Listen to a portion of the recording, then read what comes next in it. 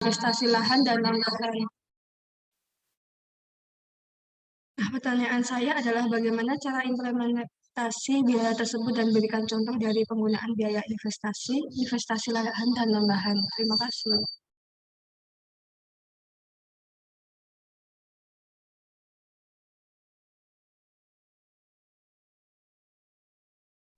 Terima kasih atas pertanyaannya. Selanjutnya, apakah ada yang ingin bertanya lagi?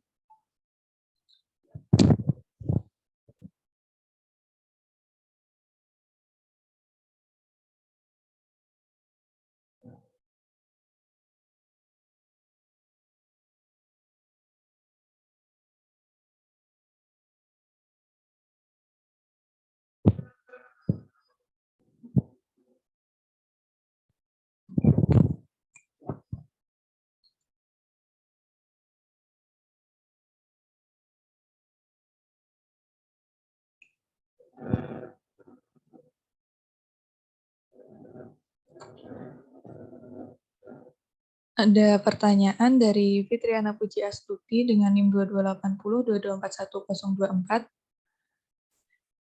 Dalam setiap sekolah pastinya ada organisasi yang seperti OSIS, yang pastinya OSIS memiliki banyak event yang membutuhkan biaya. Dalam pembiayaannya, event OSIS dibiayai menggunakan uang sekolah. Ada kasus yang mana event OSIS sedang menghabiskan dana sekian, akan tetapi saat rekap dana akhir tahun, dalam anggaran sekolah dituliskan jumlah yang lebih besar daripada yang digunakan. Hal itu bisa terjadi karena yang memegang kekuasaan pengelolaan uang melakukan kecurangan dengan melebihkan dana untuk pribadi yang dialihkan kepada anggaran event OSIS. Bagaimana solusi untuk permasalahan tersebut? Karena pada dasarnya hal ini masih banyak sekali terjadi di berbagai sekolah. Dan sebagai murid, terkadang kita ingin speak up, tapi terhalang oleh status. Terima kasih atas pertanyaannya, Fitriana. Akan kami tampung dulu. Selanjutnya, apakah ada yang ingin bertanya lagi?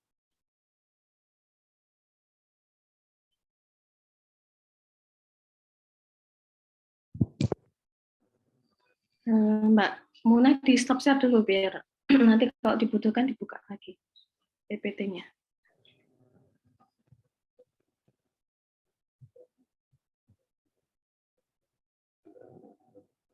Baik, terima kasih. Silakan kelompoknya ditelusuri berapa kelompok atau kelompok mana yang sudah dan diminta kesempatannya, kelompok mana yang belum, Mbak Muna.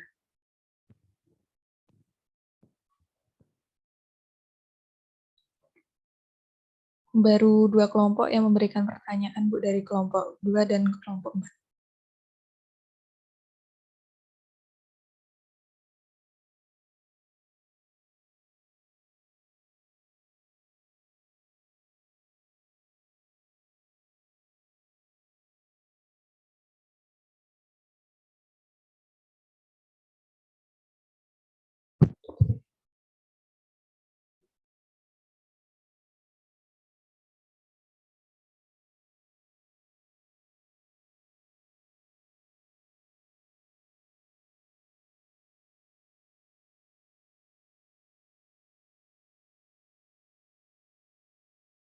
Kelompok 6, Mbak Muna. Baiklah, kepada Shalaisha dari kelompok 6 dipersilakan memberikan pertanyaan. Sebelumnya terima kasih atas waktunya. Perkenalkan, saya Shalaisha Alifia Jauhari dengan NIM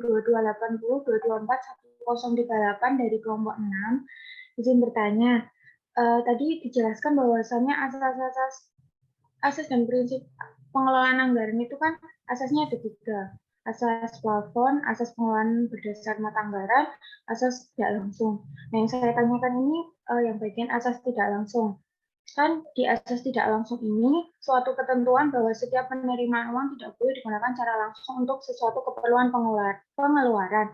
Nah, bagaimana prosedur pengelolaan anggaran menurut asas ini? Terima kasih. Apa pertanyaannya? Nggak ada ini. Pertanyaannya, bagaimana prosedur pengelolaan anggaran menurut asas tidak langsung?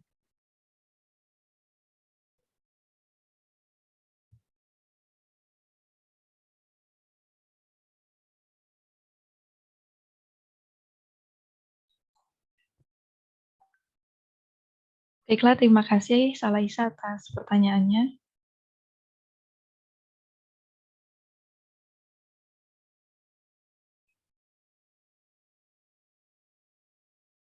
Selanjutnya di kolom chat ada Nabila Istighfari yang bertanya, seperti yang kita ketahui, UNY telah resmi menjadi bagian dari PTNBH, yakni perguruan tinggi yang memiliki otonomi penuh, baik akademik dan non-akademik untuk mengelola perguruan tingginya sendiri. Artinya, pengelolaan sepenuhnya kepada perguruan tinggi secara mandiri, tanpa adanya interface. Nah, menurut kelompok 5 dan teman-teman, apakah ada kemungkinan kenaikan UKT bagi mahasiswa? Terima kasih Nabila atas pertanyaannya. Kalau boleh tahu Nabila dari kelompok berapa ya? Dari kelompok 8. 10. Sebentar.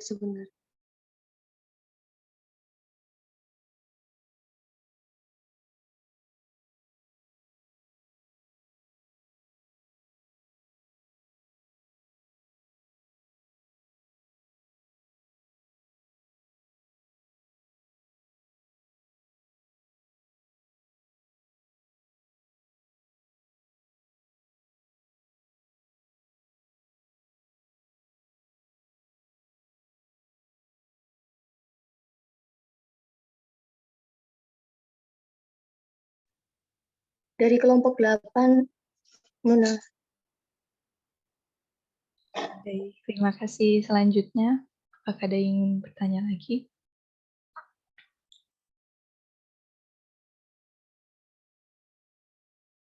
Sambil jawab dulu aja Mbak Muna, nanti kalau ini dibuka termin kedua, Mbak Muna. Baik, Bu. Mungkin untuk pertanyaan pertama akan dijawab oleh teman saya, Desti. Baik, terima kasih atas waktu yang diberikan. Di sini saya akan menjawab pertanyaan dari Fitriana. Nah, jadi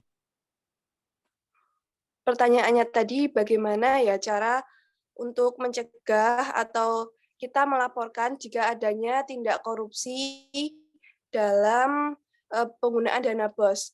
Nah, dari Kemendikbud sendiri itu dapat menyampaikan permohonan informasi, pengaduan, serta pemberian saran masukan melalui aplikasi SP4N Laporan. Nah, itu merupakan layanan aplikasi dari yang disediakan oleh Kemendikbud. Selain itu, dapat juga menyampaikan laporan atas penyalahgunaan dana BOS ke website poskopengaduan.itjen.kemendikbud.go.id. Bagaimana, Fitriana? Apakah terjawab?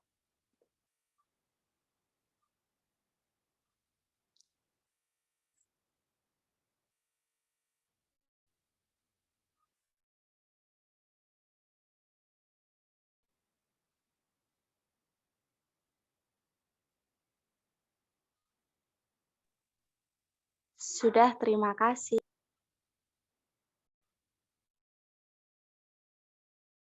Oke, sambil menunggu jawaban yang lain ya. Ini juga kasus kecurangan ya, kecurangan atau istilahnya penyelewengan dengan mengatasnamakan siswa ya, dalam pemanfaatan suatu dana. Tadi sudah dijawab, memang ada forum pengaduan ya. Forum pengaduan, tapi di sini yang perlu diingat adalah ketika akan mengadukan suatu temuan atau suatu hal yang perlu ditelusuri lebih lanjut oleh, misalnya nanti ada tim ya untuk pemeriksaan dan sebagainya, itu memang harus dikuatkan dulu dengan data. Jadi nanti dengan data yang ada itu tentunya perlu sekali ada penyelesaian secara musyawarah dulu sebelum ada pengaduan, biasanya seperti itu ya. Jadi ada beberapa tahapan yang kemudian nanti supaya tidak mengarah atau dilanjutkan ke ranah yang lebih bisa berdampak lebih buruk ya. Tentunya ada semacam pertemuan dulu untuk memusyawarahkan itu gitu, kalau memang bisa untuk dengan mediasi seperti itu. Tapi kalau tidak bisa dan itu memang sudah ada data yang menguatkan mengarah pada tindak penyelewengan atau penyalahgunaan dana, tentunya itu bisa ditindaklanjuti lagi ke ranah hukum. Gitu. Tapi masih perdata ya sifatnya ya. Jadi itu nanti misalnya mengembalikan uang ya ke pihak tertentu yang tentunya siapa yang dirugikan di sini. Itu tambahannya untuk pertanyaannya Mbak Fitriana. Bisa dilanjut Mbak Munah? Terima kasih, Bu.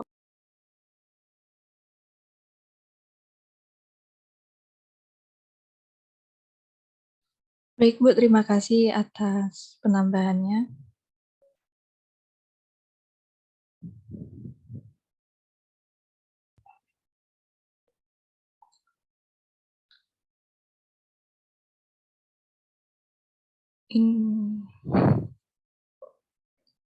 Baiklah, ada pertanyaan baru dari kelompok 4, Lutfiana Widyaningrum dengan NIM 228022410018.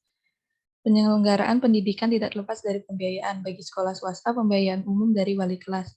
Sekolah sudah membuat rencana anggaran belanja dalam 1 tahun untuk mencukupi operasional sekolah. Namun faktanya masih banyak ditemukan wali yang nunggak pembayaran atau minta keringanan di tengah perjalanan. Di sisi lain, sekolah swasta juga dituntut menggaji guru dan mencukupi operasional bulanan sekolah. Menurut kelompok 5, bagaimana solusi agar sekolah tersebut tetap bertahan dengan kondisi keuangan sekolah defisit karena piutang wali yang cukup banyak, padahal tagihan dan peringatan sudah diberikan. Terima kasih.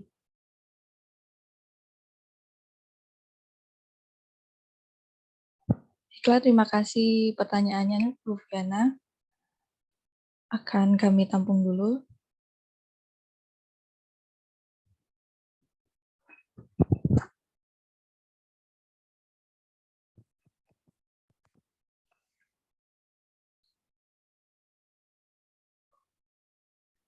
Selanjutnya ada pertanyaan dari Mozanafa Alvito 2280224111.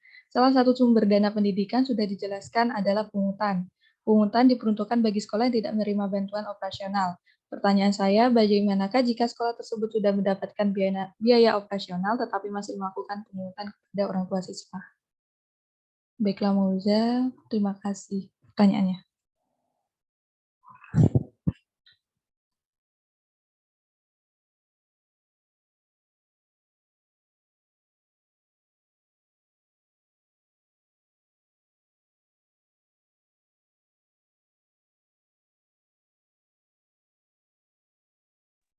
Baiklah, saya izin menjawab dulu. Pertanyaan dari Nabila tentang UN-nya yang sudah resmi jadi PTNBH, apakah UKT kita akan naik?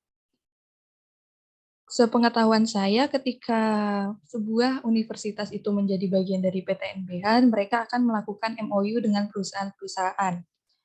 Dengan begitu, akan terjadinya kerjasama, yang pastinya kerjasama itu memberikan keuntungan kepada UNY. Jadi kemungkinan tidak ada kenaikan UKT kepada UKT mahasiswa. Saya sendiri kemarin menghadiri MOU UNY dengan beberapa perusahaan.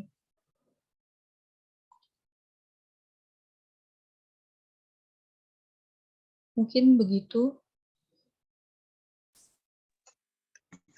Baik, terima kasih Luna. Sama-sama.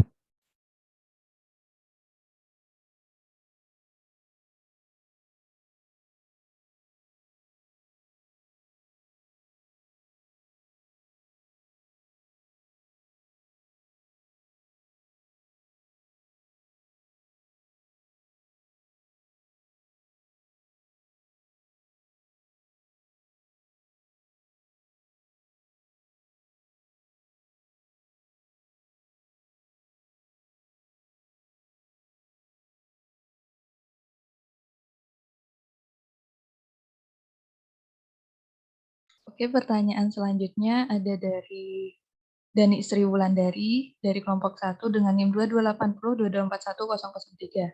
Di dalam materi dijelaskan bahwa ada beberapa faktor yang mempengaruhi pembiayaan pendidikan. Dari segi faktor internal, ada faktor pendekatan yang digunakan. Pertanyaannya, apa yang dimaksud dengan pendekatan yang digunakan dan apa saja contoh dari faktor tersebut? Terima kasih pertanyaannya Dani. Akan kami tampung dulu dan akan kami diskusikan.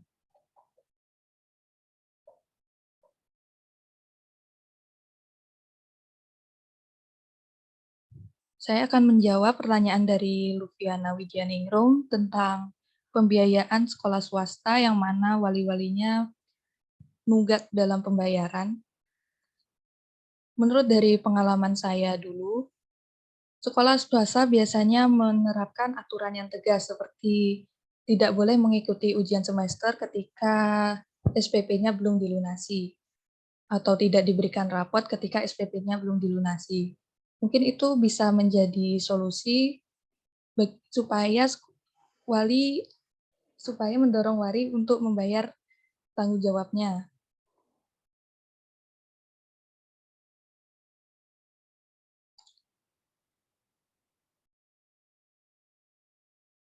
Selain itu juga biasanya sekolah swasta memiliki usaha di bidang lain. Contohnya sekolah swasta saya dulu selain sekolah, mereka juga punya perusahaan depot air minum atau pengisian air minum begitu. Mungkin dari situ bisa mendapatkan dana untuk menalangi kekurangan di dalam pendidikan tersebut, dalam sekolah tersebut, yang nantinya akan ketika sudah ada biaya yang masuk kepada sekolah tersebut, nanti akan dikembalikan kepada perusahaan air minum tersebut. Apakah cukup jelas, Rupiana? Sudah, terima kasih.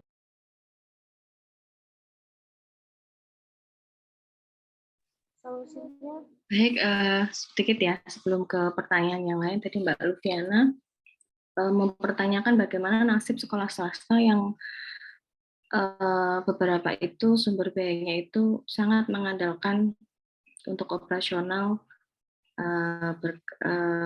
berkaitan dengan pembayaran ini ya, SPP atau semacam iuran lah gitu ya. Sekarang kan kalau menyebut SPP itu kayaknya bukan SPP lagi ya. Jadi lebih ke kalau yang sekolah Islam mungkin ke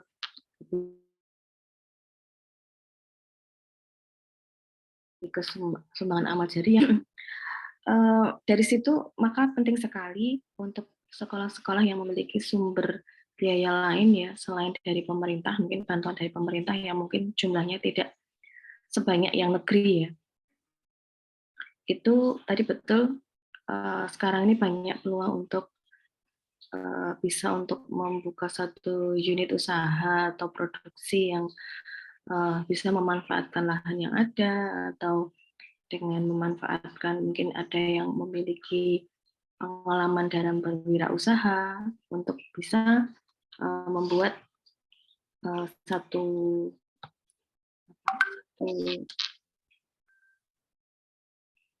yang bisa menghasilkan gitu ya, satu usaha yang bisa menghasilkan untuk membantu memberikan pinjaman dan sebagainya. Tapi yang terpenting di sini adalah saya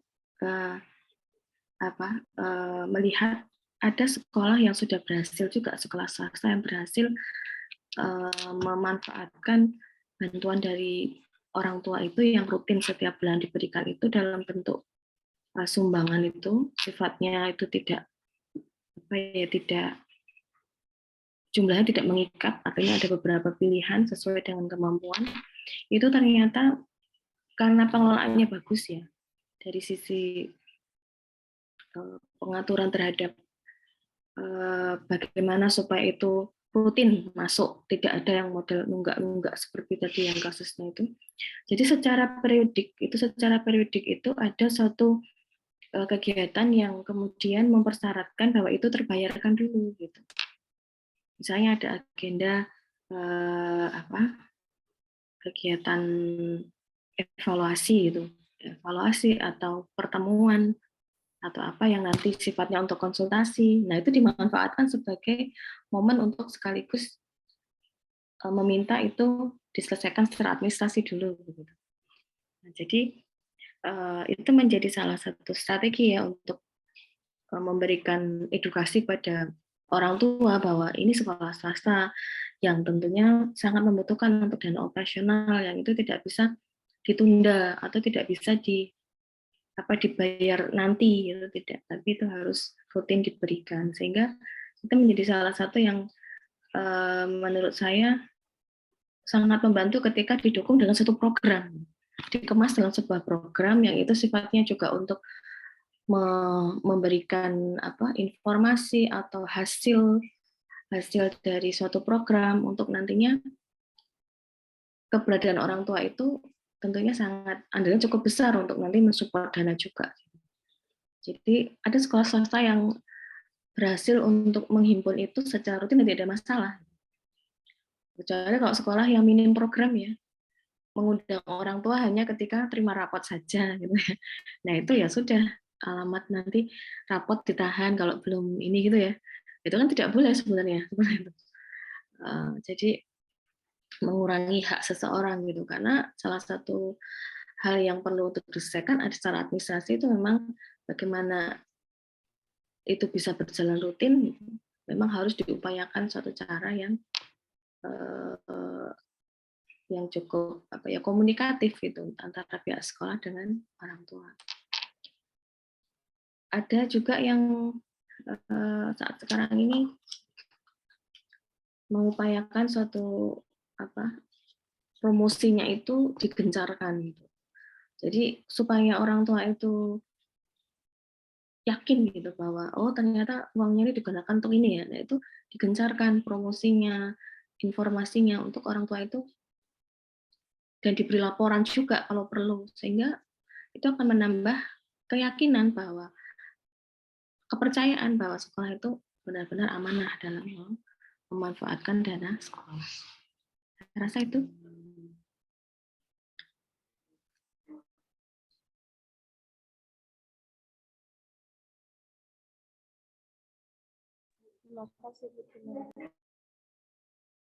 Terima kasih Bu atas penambahannya. Lanjutkan ke pertanyaan selanjutnya yang akan dijawab oleh rekan saya.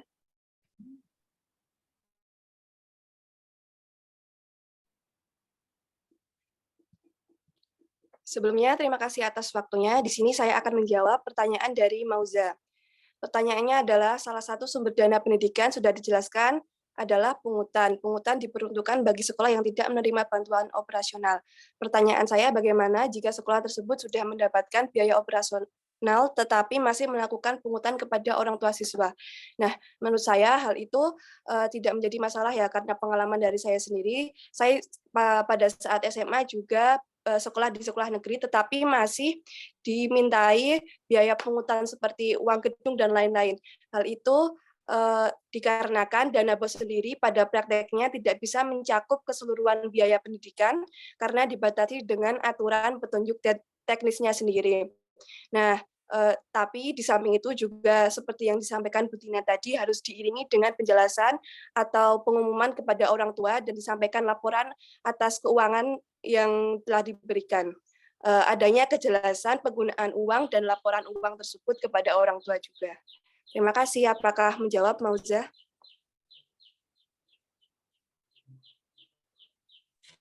Baik, sudah. Terima kasih.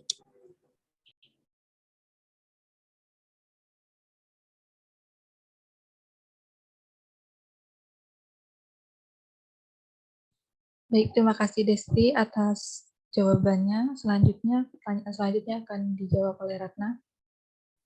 Saya bersedia. Baik, saya akan menjawab pertanyaan dari Alfaisa. Pertanyaannya adalah, menurut pendapat kelompok 5, bagaimana cara pemerataan pembiayaan pendidikan oleh pemerintah untuk siswa yang tidak mampu, padahal dapat dilihat banyak siswa yang membutuhkan, tapi malah siswa yang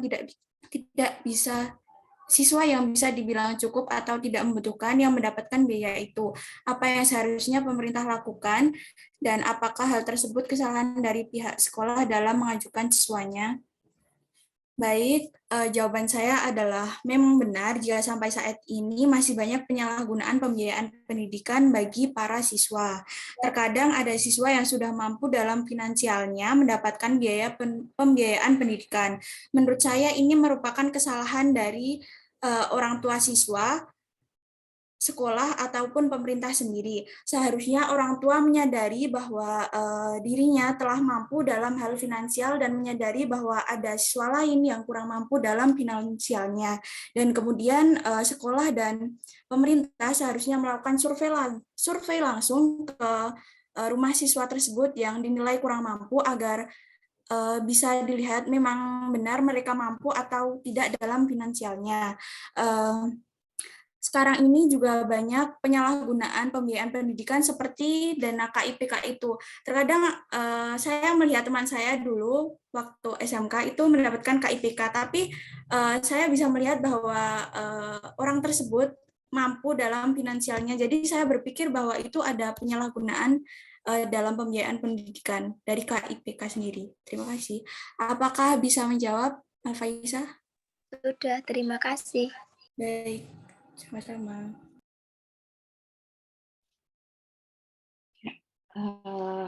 Sambil menunggu kelompok 5 berkoordinasi untuk jawaban yang lain, dari dua penanya tadi, Mauza sama Alfaisa.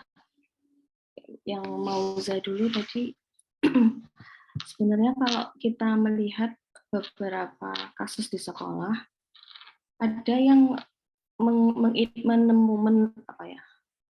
menganalisis pengutang itu dianggap hal yang tidak benar karena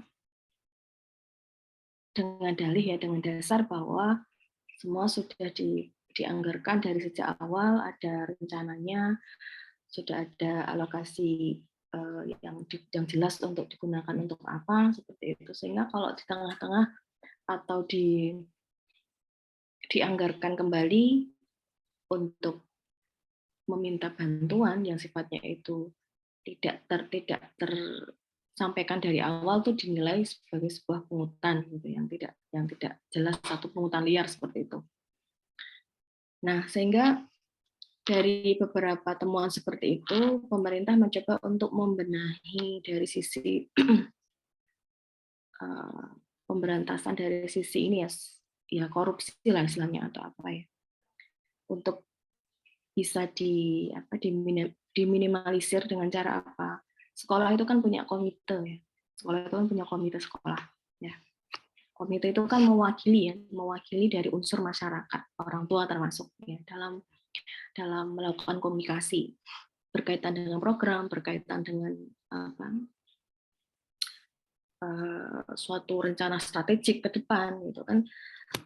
Punya media di sini, yaitu komite, untuk bisa menyampaikan aspirasi, menyampaikan masukan dari orang tua ke sekolah, sebaliknya sekolah kepada orang tua melalui komite. Sehingga di sini supaya tidak terjadi ya semacam penyalahgunaan yang sifatnya itu merugikan pihak, terutama pihak sekolah yang kemudian diklaim ya untuk tidak profesional atau tidak transparan dan sebagainya, sehingga di sini komite sekarang itu sudah mulai dirubah dari sisi peranan atau keberfungsiannya untuk membantu dalam pengelolaan dana, yaitu di sini sekarang komite sekolah bisa untuk dilibatkan dalam penggalangan dana. Ya, penggalangan dana itu sekarang itu komite memiliki peranan dalam mengupayakan penggalangan dana atau sumber daya pendidikan yang lainnya ya, misalnya sarana atau apa ya, yang harapannya itu bisa untuk melaksanakan fungsinya dalam memberikan dukungan tenaga, sarana, serta pengawasan dalam keuangan. Jadi sekarang itu kalau komite tidak diberdayakan ya rugi sendiri sekolah gitu. Ya, kalau semua ditackle oleh sekolah, kalau semua dihandle oleh sekolah, padahal pemerintah sudah membuat suatu solusi ya untuk bagaimana menyatukan pemikiran antara masyarakat, yaitu termasuk orang tua dan sekolah ya, supaya bisa terjadi harmonisasi yang baik gitu dalam membangun suatu komitmen ya.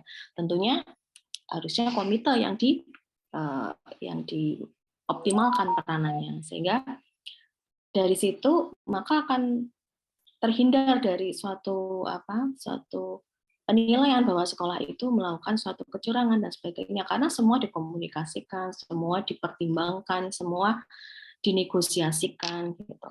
Kalau kalau ada suatu pengaduan, itu semua sudah dirapatkan, itu semua sudah dikonsultasikan seperti itu. Jadi dua-duanya memperoleh keuntungan menurut saya.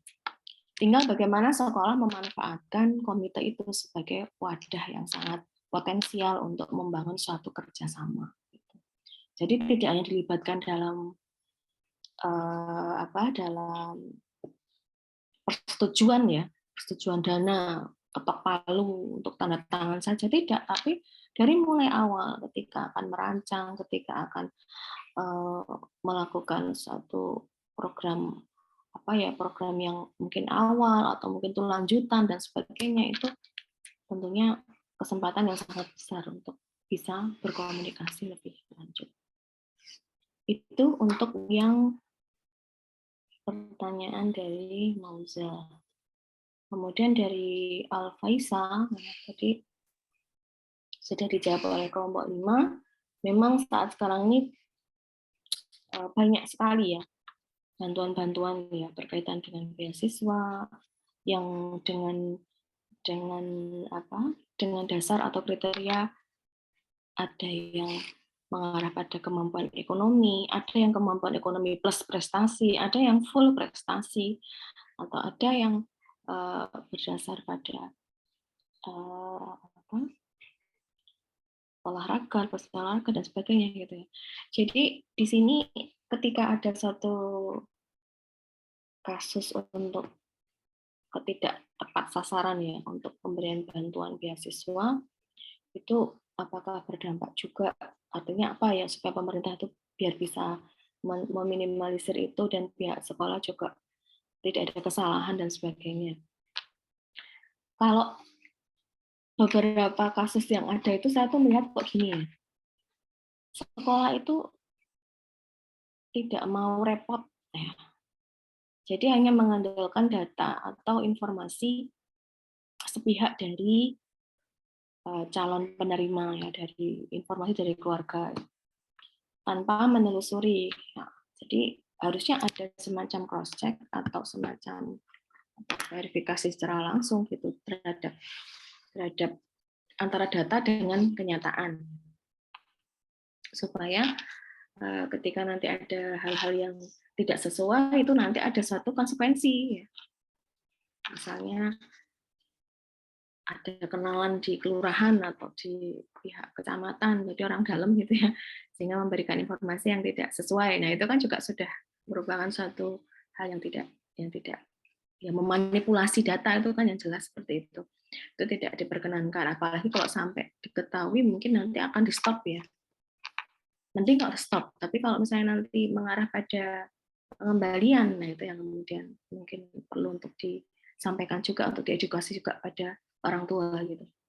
Jadi ini kan harapannya ketepatan sasaran. Jadi yang mohon untuk menyampaikan data sesuai dengan keadaan aslinya, tidak ada manipulasi, tidak ada. Jadi mungkin masyarakat kadang menilainya tidak sejauh itu gitu.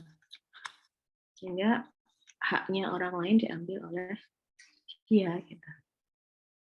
Kalau di UNJ itu saya lihat sudah ada beberapa tim yang mengecek, ada yang data juga ada bagian tim sendiri, yang survei ke lokasi juga ada, nanti juga semua dengan grade penilaian yang saya rasa ya sudah menggunakan prinsip keadilan ya, untuk bisa betul-betul dilakukan secara tepat sasaran. Jadi saya rasa perlu ada, sekolah tidak hanya asal percaya dengan data ya, karena semua itu data kayak bisa dimanipulasi sekarang ya. Tanda tangan dari pejabat-pejabat pihak dari desa itu juga bisa dimanipulasi itu kondisi dari orang tua gitu. Saya rasa itu untuk dua hal. Monggo bisa dilanjut.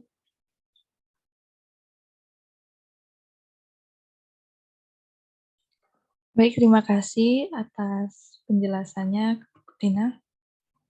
Untuk pertanyaan selanjutnya, akan dijawab oleh rekan saya, Olivia. Baik, terima kasih atas waktu yang telah diberikan kepada saya. Saya akan menjawab pertanyaan dari Erika. Pertanyaannya yaitu biaya satuan pendidikan terdiri dari beberapa komponen. Salah satunya biaya investasi atau investasi lahan dan non-lahan. Nah, pertanyaannya adalah bagaimana cara implementasi biaya tersebut dan berikan contoh dari penggunaan biaya investasi. Menurut saya, implementasi dan contoh dari biaya investasi sendiri, menurut saya contohnya terdapat salah satu sekolah yang membangun gedung atau bangunan dengan tujuan untuk menunjang kegiatan para siswanya. Contohnya, sekolah itu membangun laboratorium musik dan tari untuk mengembangkan keterampilan siswa dalam kemampuan seni para siswa. Begitu jawaban dari saya. Apakah ada yang ingin menyanggah atau menambahkan?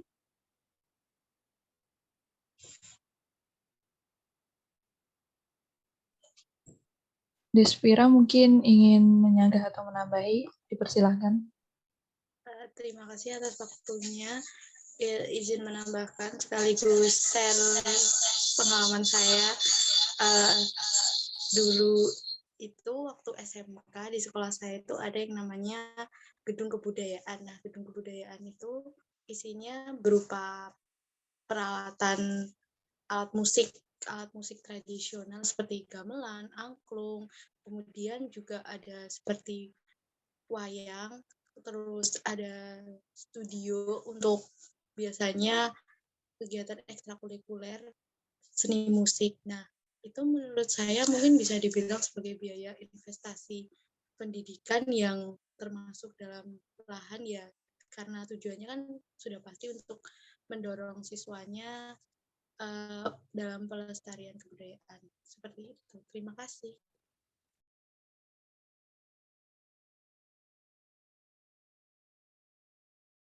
Terima kasih Desvira atas tambahannya. Mungkin untuk pertanyaan selanjutnya akan dijawab oleh rekan saya dari kelompok 5, ada Nadia. Sebelumnya di atas sebelum Mbak Nadia ya. Baik, investasi. Kita perlu bedakan antara investasi operasional dan pribadi atau personal ya. Karena tiga biaya ini tidak kemudian bisa kita kesampingkan satu karena lebih penting yang satunya gitu. Karena banyak sekolah yang menganggap operasional itu menjadi yang penting bisa jalan rutin tuh udah bagus udah seperti itu prinsipnya.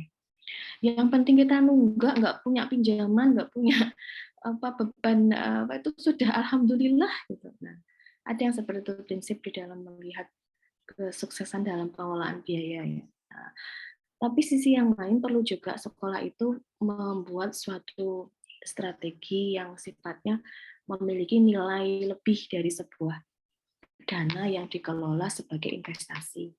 Ya.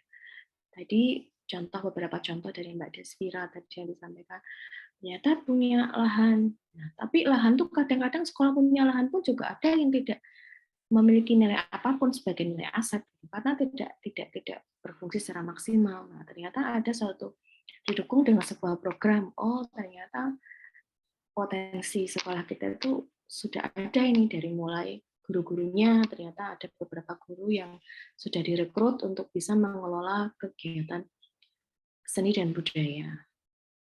Dan ternyata itu sudah menjadi dikuatkan dengan program-program yang sifatnya rutin, insidental, maupun itu juga sekaligus menjadi ajang untuk promosi sekolah untuk program-program budaya tadi dan seni. Sehingga di sini kalau disupport dengan ada satu gedung yang itu memfasilitasi secara maksimal, itu memiliki nilai kebermanfaatan yang lebih tinggi secara jangka panjang. Jadi investasi itu dinilainya itu jangka panjangnya, tidak hanya 1-2 tahun, tapi itu untuk jangka panjang. Jadi kalau akan membuat suatu program yang bernilai investasi, itu berarti sudut pandangnya adalah itu memiliki nilai untuk jangka panjangnya. Contoh ketika UNY itu memiliki gedung olahraga sampai ya seperti yang sekarang, itu tidak cukup 1-2 tahun prosesnya. Ketika itu kemudian bisa menjadi GOR seperti yang sekarang, gitu. Karena pada saat itu UNY harus, karena masih PLU ya, jadi harus mengupayakan dana untuk bisa bagaimana bisa investor itu bisa menanamkan di situ untuk bisa membantu, untuk meminjami dan sebagainya.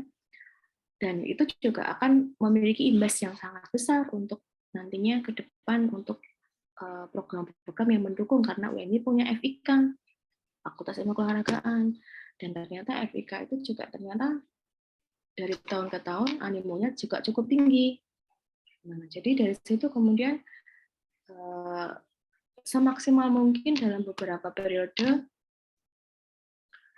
pembangunannya diprioritaskan saat itu, saat masih beberapa tahap berlangsung ya gitu ya, baru berapa persen sampai progres 30, 60 sampai sekarang 100%, itu tidak kemudian direncanakan 1-2 tahun, tapi itu lebih pada bagaimana ke depannya itu bisa bermanfaat untuk masyarakat juga sekitar di situ. Kalau ada kegiatan pertandingan atau kegiatan event-event festival, konser apa, itu ternyata menjadi income di situ. Apalagi ada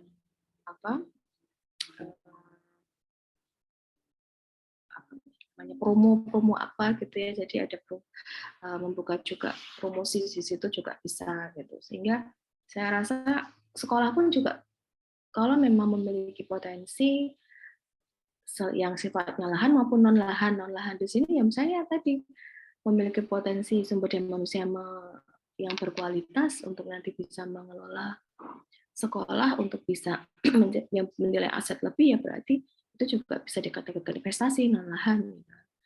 Jadi kalau lahan memang harus didukung dengan program-program yang menguatkan untuk pemanfaatan lahan secara optimal untuk jangka panjang. Contoh ada sekolah yang punya lahan membuat kolam renang. Jadi sekolah swasta ada yang memilih memanfaatkan lahan itu untuk membuat kolam renang. Jadi kolam renang di situ harapannya supaya memiliki nilai manfaat yang lebih, tidak hanya pemanfaatannya oleh pihak internal sekolah saja, tapi juga disewakan untuk luar. Tapi juga dengan komitmen untuk mengarah pada kegiatan yang mendukung pada sisi potensi anak gitu. Jadi setiap periodik dilakukan kegiatan-kegiatan untuk pembinaan untuk ekstra renangnya dan sebagainya untuk bisa lebih bermanfaat untuk peningkatan kejuaraan dan sebagainya. Jadi kita harus support dengan program, tidak hanya sekali pakai atau bahkan mungkin tidak disupport dengan program yang sifatnya berkelanjutan. Saya rasa itu.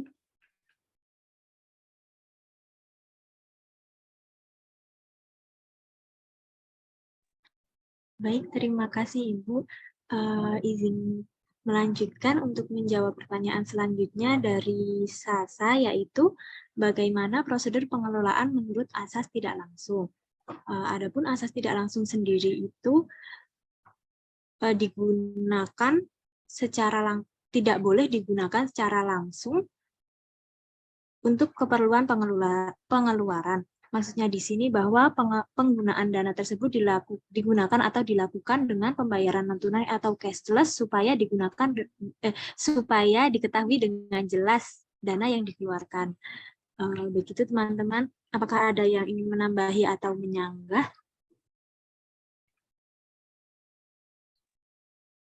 Baik, dari saya mungkin ingin sedikit menambahi. Dari pengalaman saya sebelumnya, mungkin maksud dari tidak langsung itu seperti ketika kita mungkin contohnya saya bagian dari OSIS, saya bertanggung jawab atas suatu event. Sebelum meminta dana kepada bendahara sekolah, biasanya kita mengkonfirmasi dulu. Terus nanti dari pihak bendaharanya mengkonfirmasi ulang apakah diperbolehkan untuk mengambil dana tersebut yang akan digunakan gini-gini atau tidak. Mungkin maksud tidak langsung seperti itu. Baik, terima kasih. Mungkin ada yang lain lagi atau menambahi atau menyanggah?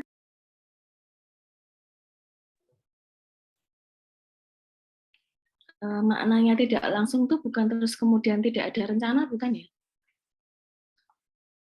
Jadi ada suatu hal yang biasanya itu sifatnya tidak terduga gitu ya, istilahnya apa ya namanya, dana taktis atau dana tidak terduga gitu kan, biasanya suka ada suatu cadangan kan di situ. Nah, di sini supaya tidak mengambil dari mata anggaran lain, kan semua kan sudah diplot ya, sudah diplot ini anggaran untuk biaya langsung, ini yang tidak langsung, ini yang untuk pemeliharaan, misalnya seperti itu. Jadi tapi ada dana tidak terduga gitu. Jadi nah itu bisa digunakan sebenarnya, bisa digunakan jika memang itu tidak masuk di mata anggaran yang lain-lain. Jadi justru malah kalau kita ngambil dari mata anggaran itu malah yang salah. Ya, jadi biaya tidak langsung itu bisa mengambil dari dana seperti itu dengan harapan nanti mempermudah dalam pertanggungjawaban gitu. Karena itu sifatnya biasanya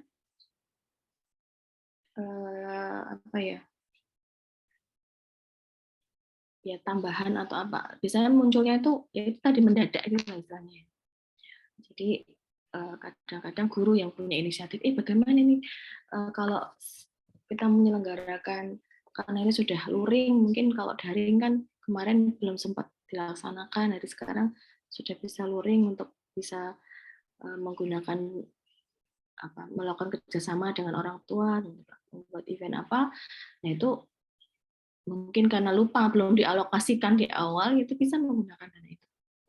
Tapi kan itu tetap terencana ya, artinya tidak kemudian saya butuh laptop nih, beli laptop ya, nah itu nggak boleh. Saya butuh laptop nih, ternyata sekarang laptop saya sudah jadul, sudah rusak, gitu, nah itu ya nggak boleh juga. Gitu.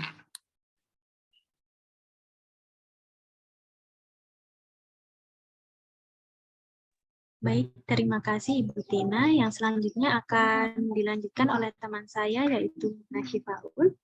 Dipersilahkan. Baiklah, selanjutnya saya akan menjawab pertanyaan dari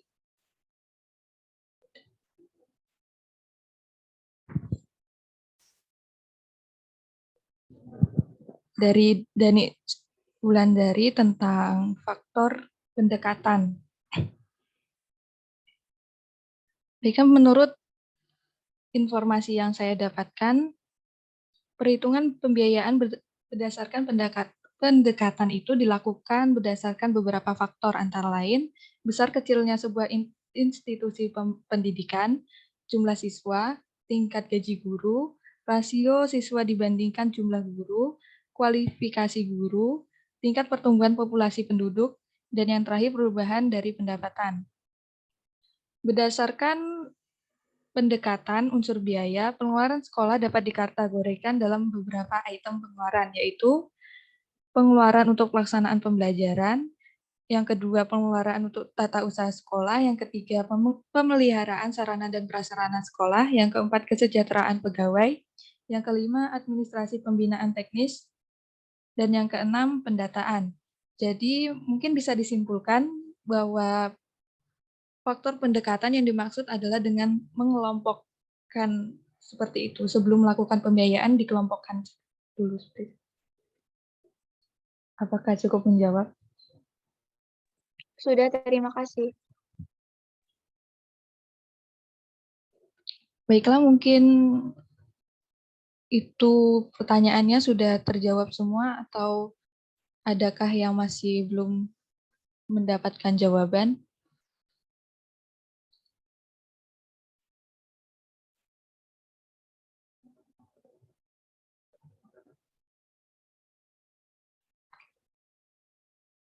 Baiklah, sepertinya sudah terjawab semua. Kami dari kelompok 5 mengucapkan terima kasih kepada teman-teman semua yang telah aktif bertanya dalam diskusi kali ini. Kami meminta maaf jika masih ada kekurangan atau kesalahan dalam pemaparan materi dan memberikan jawaban atas pertanyaan-pertanyaan teman-teman. Sekian presentasi dari kelompok 5. Saya akhiri. Wassalamualaikum warahmatullahi wabarakatuh.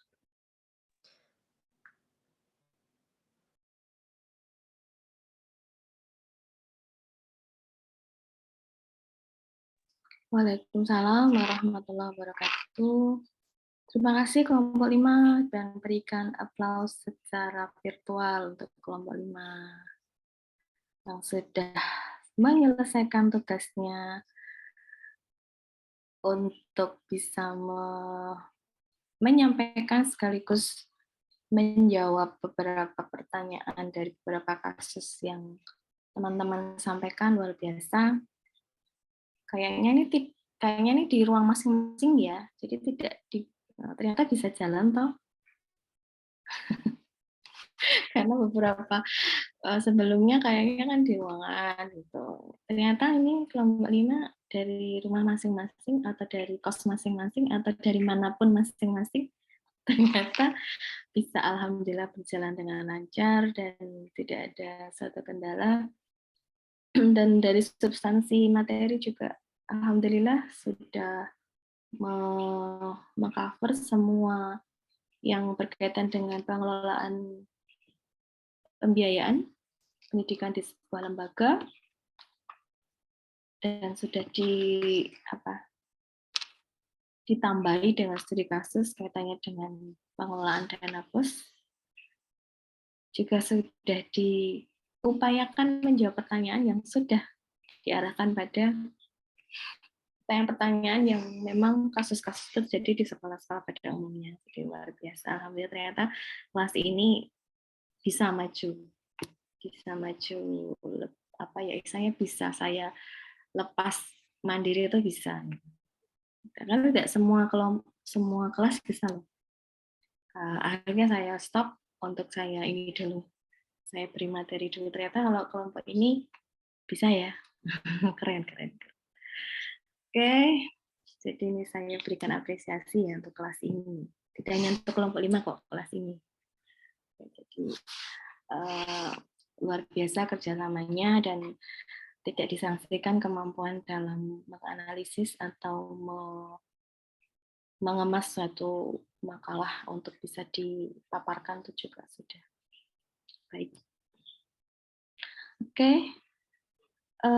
Untuk materi ini silakan, saya juga sudah memberikan slide yang sudah saya kirim di grup WA. Mungkin kalau ada yang ditanyakan masih ada kesempatan